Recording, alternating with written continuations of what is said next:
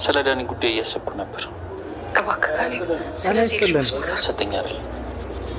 ደግሞ ይህንን በማድረጋችን ማንም ተጠቃሚ ይሆናል። ልክ ነህ ካሌብ። እኔም ሰላሜን ያጣሁት እነሱ መጥፎ ሆኑና የእነሱ መንገድ መከተል የለብንም።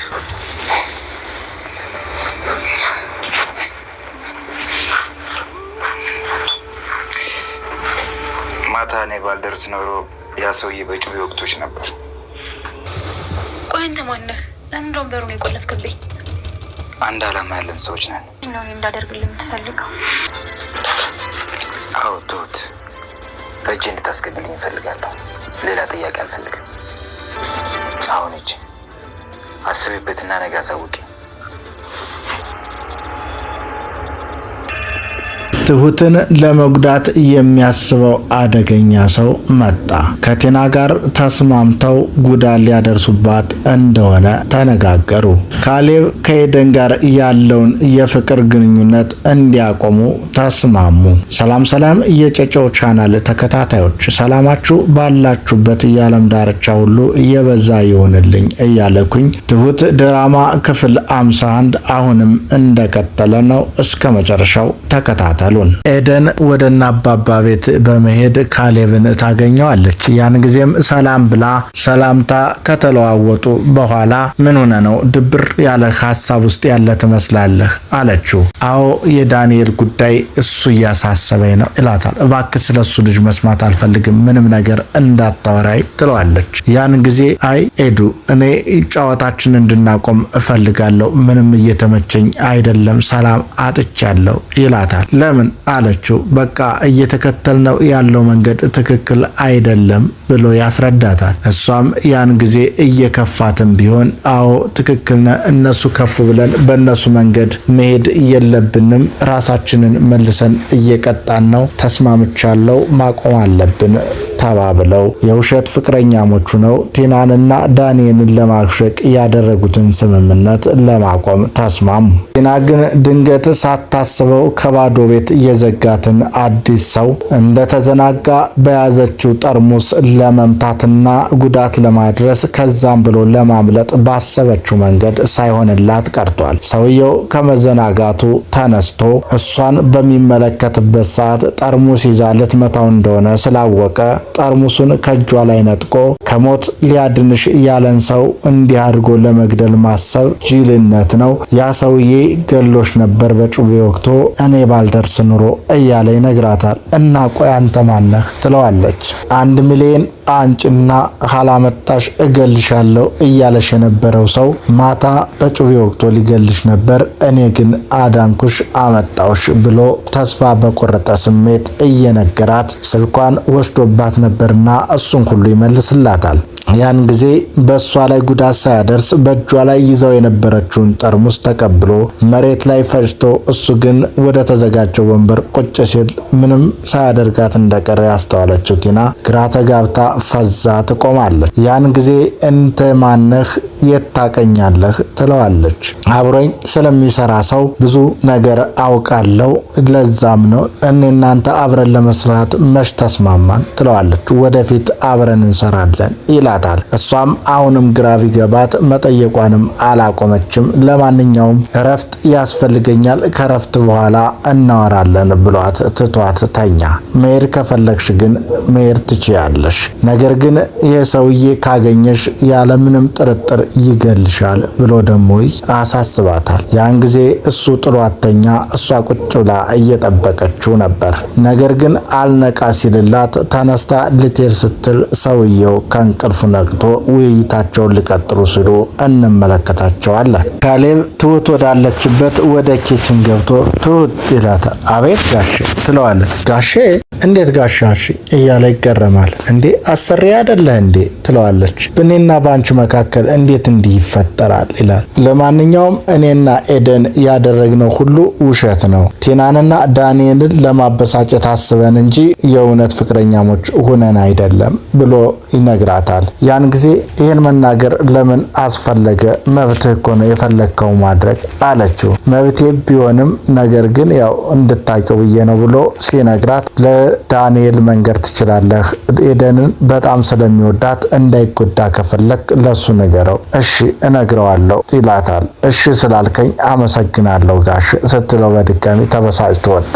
እሷ ግን ያን ጊዜ ደስ አላት። ያ ሁሉ ውሸት ነው ማለት ነው እያለች ካሌብን አታው እንደዛ ቤት ጥሎ ለመሄዱላ ስትፈልግ የነበረችው ትሁት አሁን ከኤደን ጋር ውሸት መሆኑን ሲነግራት በጣም ደስ ብሏት እንመለከታታለን። ቲና በመጥፋቷ ቤተሰቡ በሙሉ ተጨንቋል። ዳንኤል ቲና የት ሄዳ ነው እያለ ነው። አባባም የት ሄዳለች? ይህች እኮ አደገኛ ነው፣ ውስጧ ሌላ ክፋት ያለው አውሬ ይወጣል። ለሁላችንም ክፉ እያሰበች እየደገሰችልን ነው እንጂ ስልኳን ዝም ብላ አታጠፋም እያለ አባባ በክፋቷ እየመሰከረባት ነው። ዳንኤል ደግሞ ያ ሰውዬ አግቷት እንዳይሆን እየፎከረባት ነበረ ይላል። እንደዛ ከሆነ ማጣራት አለብህ ይለዋል አባባ። እኔ ምን አገባይ ቢገላትስ ይላል ዳንኤልም። ይህንማ ማጣራት አለብን፣ እንዳገታትና እንዳላገታት ማወቅ አለብን። ከሱ ከሆነች አያገባንም፣ እንተዋታለን፣ ግን ማጣራት አለብህ ብሎ አባባ ማዘዘው። ዳንኤልም እሺ ብሎ ተስማማ። እዛም ዳንኤል ወደ ኪችን ትሁትን ለማግኘት ገብቶ ትሁት ደስታ በደስታ ሆኖ ያገኛታል። ያን ጊዜ ምን ሆነሽ ነው ደስታ በደስታ ይሆንሽው ሲላት ከኛ ተደብቆ የነበረ መረጃ ደርሶኝ ነው። ምንድነው እሱ? የኤደንና የካሌብ ያ ሁሉ ነገር ውሸት ነው፣ የውሸት እየተወኑ ነበረ።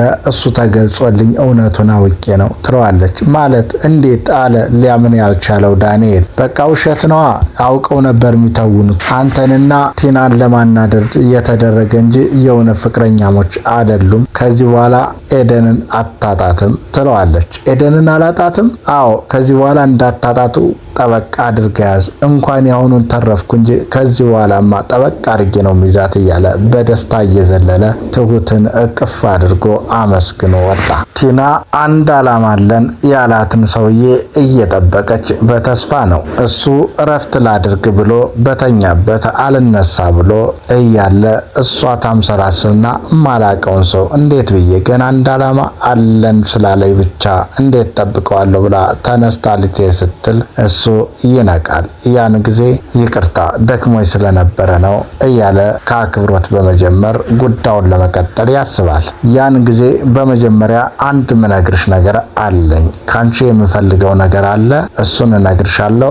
አንቺም የምትፈልጊውን ነገር ትነግርኛለሽ፣ አደርግልሻለሁ። ስለዚህ ተስማምተን ነው የምንሰራው በማለት በእጁ የያዘውን ፎቶ አቅርቦ ያሳያታል። ያን ጊዜ ፎቶን ስትመለከት የትሁት ፎቶ ነው። እንዴ ትሁት ብላ ትደነግጣለች። ያን ጊዜ ፎቶውን ከእጇ ነጥቆ መልሶ አዎ ትሁት፣ እሷን በእጄ ታስገቢልኛለሽ፣ ሌላ አልፈልግም፣ መሄድ ትችያለሽ፣ አስቢበትና ደውይልኝ፣ እኔ ደግሞ በምትኩ ላንቺም አደርገውን አደርጋለሁ፣ ስለዚህ ትረጅኛለሽ፣ እረዳሻለሁ ማለት ነው ብሎ ያዛታል። እሷም እየተጨነቀች ተነስታ ወጥታ ሄደች። ዳንኤልም ወደ አጋቹ ሰውዬ ፈልጎ በማግኘት ቲና ከትናንት ማታ ጀምሮ እንደጠፋች ወደ ቤት ሳትመለስ ቀርታለች፣ የት አድርጋት ነው ይለዋል። እንዲህ አይነት ቀልድ ከኔ ጋር መቀለድ ጀመራችሁ? የግዳውስ እንደማታመልጠኝ ነገራት። አውቃ ተደብቃ ነው፣ ገንዘቤን ማምጣት አለባት፣ ከኔ ቀድመ ካገኛት ንገረኝ እያለ አጋቹም ለዳንኤል ይመልስለታል። እንዴ ታዲያ የት ሄዳ ነው ደግሞ? ምን እያሰበች ነው ይላል ዳንኤል።